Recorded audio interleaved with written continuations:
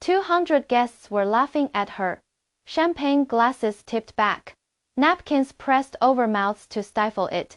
And every last bit of that laughter belonged to one woman standing alone near the service doors in a quiet gray dress.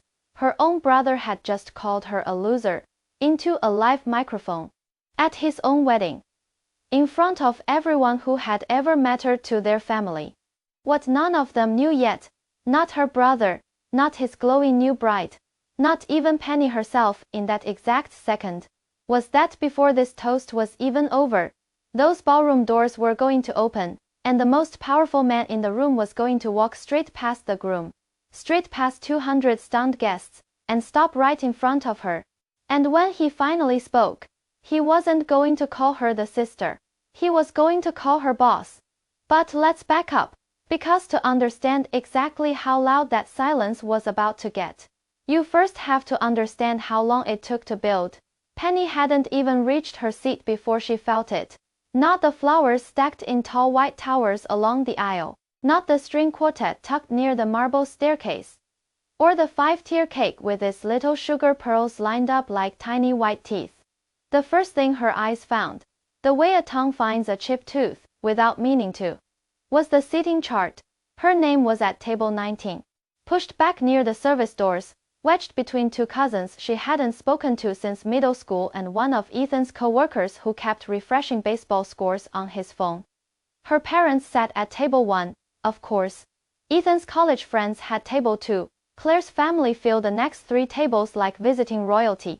And Penny, close enough to the kitchen to hear the trays rattle every time a server pushed through the doors, stood there with one hand resting on her place card, working very hard to pretend it didn't hurt.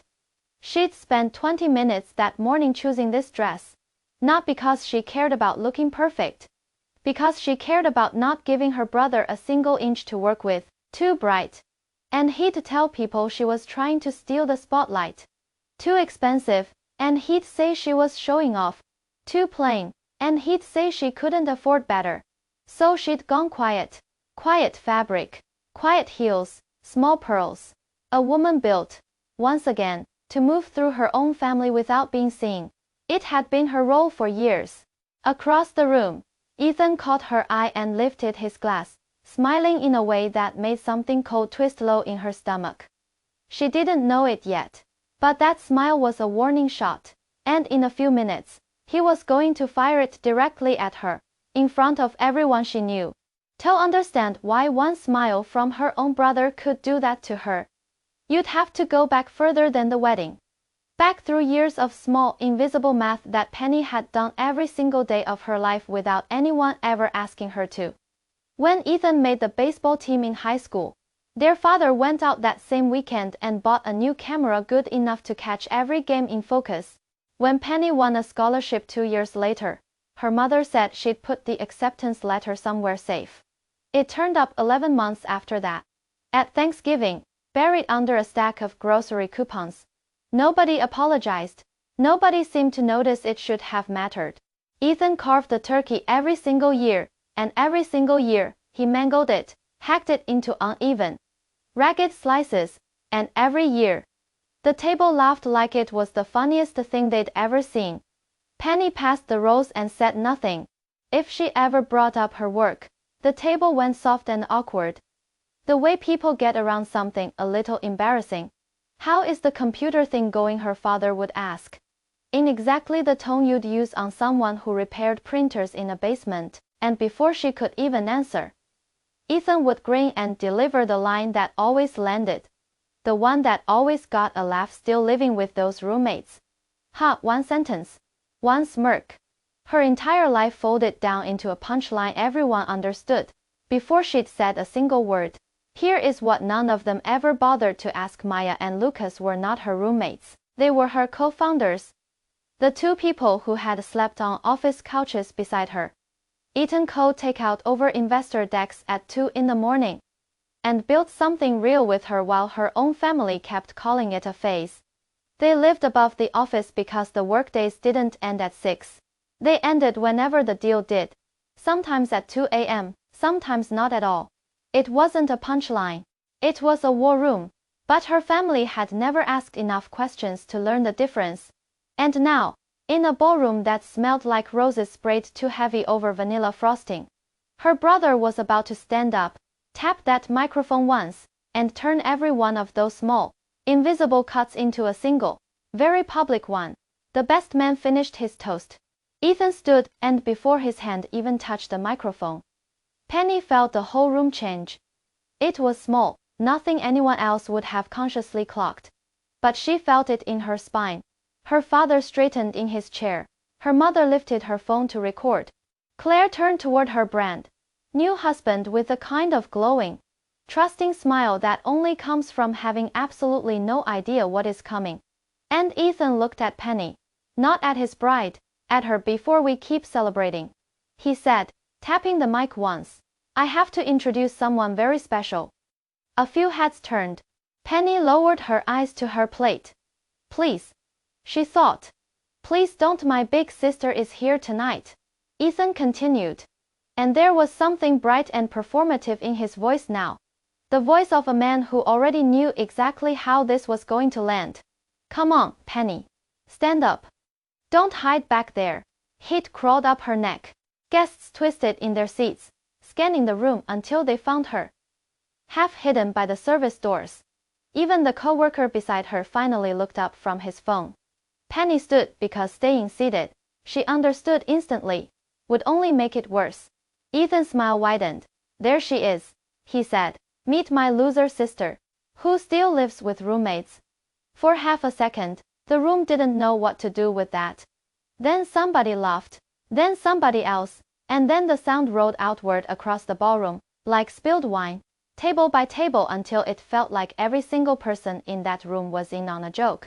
Penny hadn't been told the punchline too. Her fingers tightened around the stem of her champagne glass. She could feel the tiny bubbles trembling against the rim, could feel her own pulse ticking in her fingertips. Ethan held up one hand, playing crowd control now, riding the laugh like a man who'd just delivered the best line of his life. No, no, I am serious. 34 years old, still splitting space like she is in a college dorm. Meanwhile, he turned, lifting his glass toward Claire. Some of us grew up, got real jobs, bought real houses, married real women. That line landed even louder. Claire's smile flickered, just slightly, just enough that Penny caught it, not enough to stop what was happening. Her mother looked down at her napkin. Her father took a sip of water so slow it looked rehearsed. Ethan wasn't finished. He never was. Once he had the room, Penny was supposed to be the genius. Remember, Mom always building things, always talking about changing the world. He shrugged. Easy, theatrical. And now, still doing some tech idea with her little roommates. Someone near the front muttered, that is rough. Laughing as they said it, Penny wanted to sit down. She wanted, more than anything, to shrink small enough to disappear into the tablecloth. But something old and stubborn in her, something that had never quite snapped, no matter how many times he'd pulled at it, refused to fold in front of him. So she stood there, back straight, cheeks burning, while her own brother used his wedding toast to bury her alive in front of 200 witnesses. And then his eyes flicked toward the entrance. His whole face lit up. Oh, wow, he said into the microphone, delighted. Looks like my boss made it after all. The ballroom doors opened, and the man who walked through them was about to turn Ethan's best joke of the night into the worst mistake of his life. He came in wearing a dark navy suit, carrying the kind of calm that makes a noisy room correct itself without anyone telling it to. Whispers rippled outward from table to table. Ethan's co-workers sat up straighter, the way people do around someone whose opinion actually affects their paycheck. Ethan, drunk on the room's attention, turned back to Penny with a grin. See, Penny, that is what happens when you are valuable to a company. But the man wasn't looking at Ethan. He wasn't looking at Claire, or at any of the 200 guests standing between them. He was looking straight at Penny, and that was the exact moment she understood, somewhere deep in her chest, before her mind had even caught up. This wasn't a coincidence anymore. This was a reckoning, and it was already moving. Daniel Reid crossed that ballroom like he already knew exactly where he belonged. Every step he took made Ethan's smile stretch a little thinner. For a second, Penny wasn't in the ballroom at all. She was 8 years old again, standing beside a broken lamp Ethan had knocked over, while her mother asked why she couldn't just tell the truth about it. She was 16, listening to him tell their cousins she only got good grades because teachers felt sorry for her. She was 29, sitting at her parents' kitchen table trying to explain her first major contract, while her father checked his watch. Because Ethan was coming by later to show off the keys to his new house. All of it landed in her chest at once, in the exact same second a man in a navy suit closed the last few feet between them. Ethan lifted his glass toward him, still playing host. "Mr. Reid, I didn't know you were actually coming." "What an honor." Daniel didn't even look at him. "Penny," he said. Just her name. Not Miss. Not some stiff, polite greeting for a stranger's sister. He said it like relief, like a held breath finally let go. Then he closed the last step between them and pulled her into a warm hug. Right there, in front of 200 people.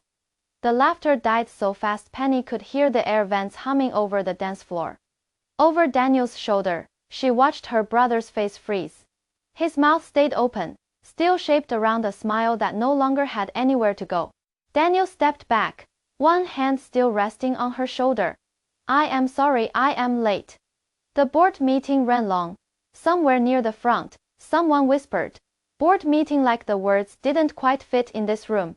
Ethan blinked. "You two know each other?" Daniel finally turned to give him his full attention. "Of course," he said. And somehow, that was worse than an entire speech would have. Penny's mother half rose from her chair.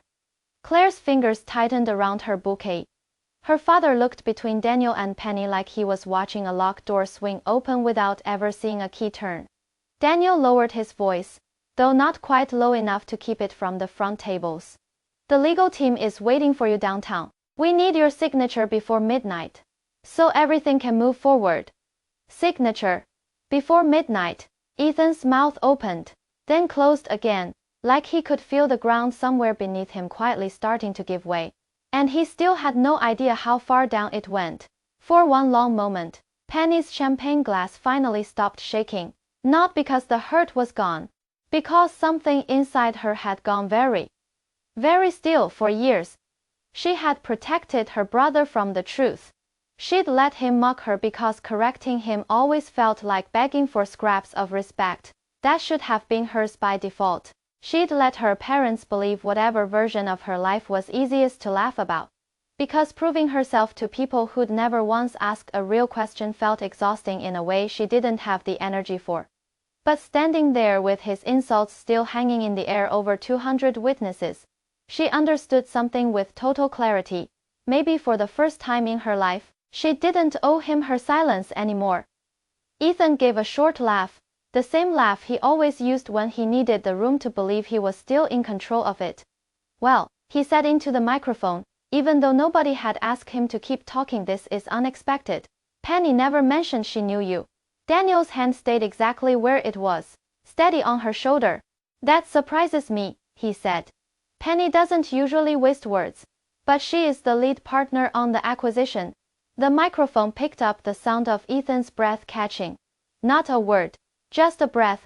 Claire turned toward her husband, slow and careful. "Acquisition." Daniel looked around the room properly for the first time. The frozen smiles, the half-raised glasses, all the people who, 90 seconds earlier, had been laughing at the woman standing beside him. "Yes," he said carefully. "The board approved the transaction tonight, pending final signatures. The company moves under new ownership Monday morning." Ethan swallowed hard. "What does that have to do with Penny?" Daniel looked briefly confused, and then his face changed as it clicked into place. He looked at Ethan, then at Penny, then back at Ethan. "It has everything to do with Penny," he said. "She represents the group leading it." A chair scraped somewhere near the front tables. Her mother whispered her name, barely audible.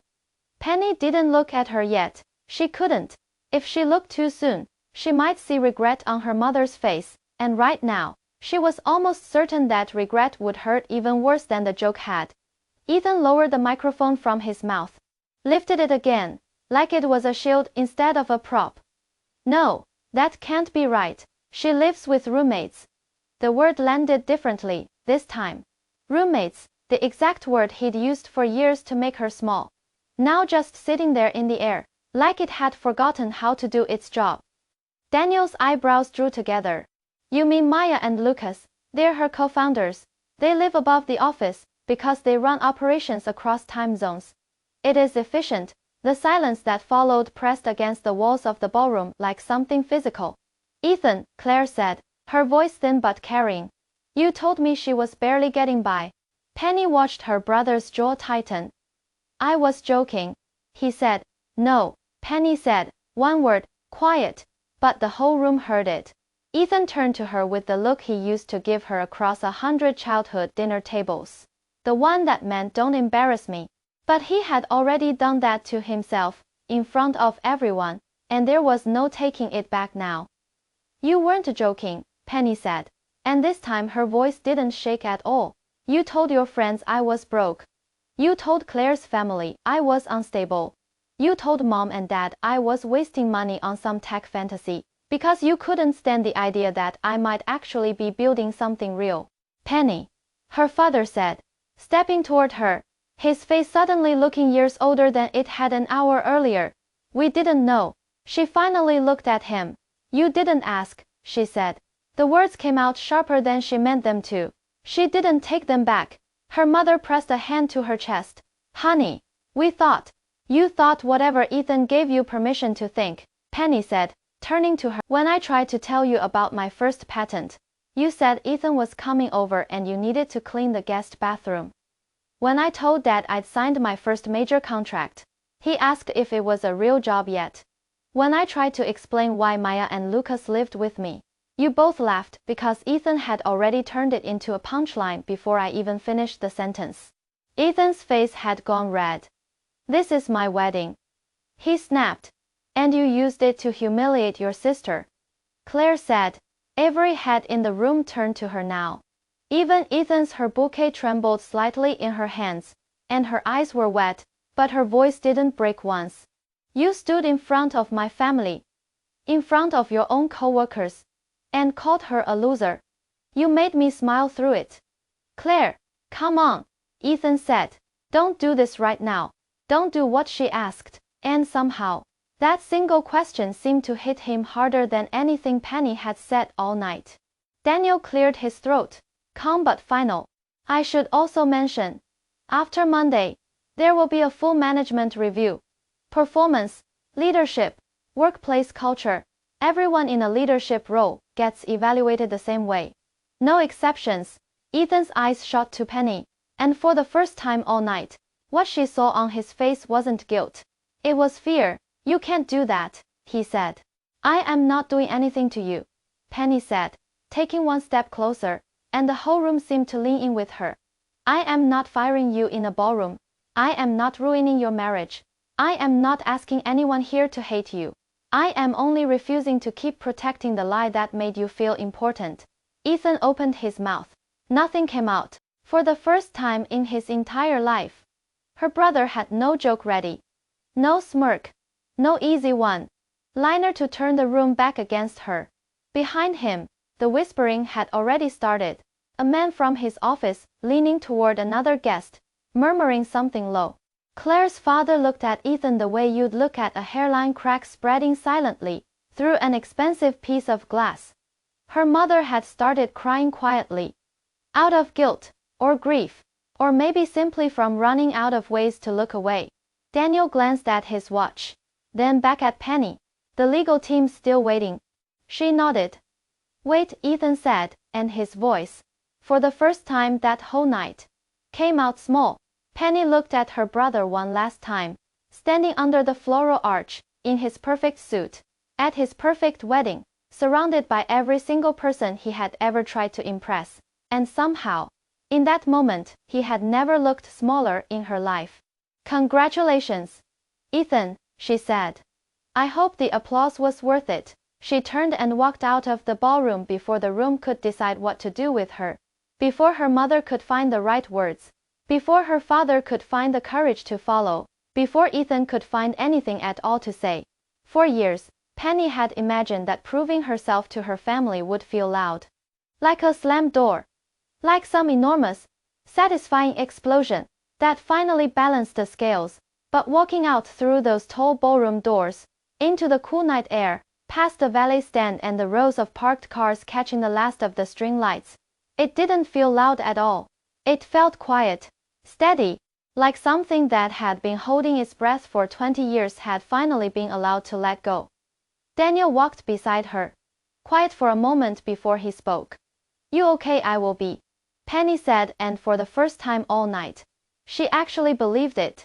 Monday morning was going to bring a signature, a new ownership structure, and a management review that would look at every single leader in that company through exactly the same unforgiving lens, Ethan included, whether he'd still have his job by lunchtime, whether Claire would still be wearing her ring by the end of the year, whether her parents would ever actually sit her down and ask a real question instead of assuming the easy answer. None of that was decided yet. Some doors, it turns out, don't slam shut all at once. They just quietly stop being able to pretend they're still closed. But one thing had already changed for good, and it happened the moment she said one quiet word in front of 200 people. Number Penny wasn't the loser sister. Truth is, she never actually had been. She'd just been the only one at that table who'd been quietly paying the real cost of everyone else's comfortable lie. Right up until the night she decided she was done paying it. So here is a question for you, and I actually want to know the answer. If your own family had spent years turning you into their favorite punchline, would you have called it out the very first time, or would you have waited, the way Penny did, for the one moment the truth could finally speak louder than they ever had? Drop your answer in the comments below. I read every single one, and if this story kept you hooked all the way to the end, do me a favor, hit like, subscribe for more stories just like this one, and tap that notification bell so you never miss the next upload.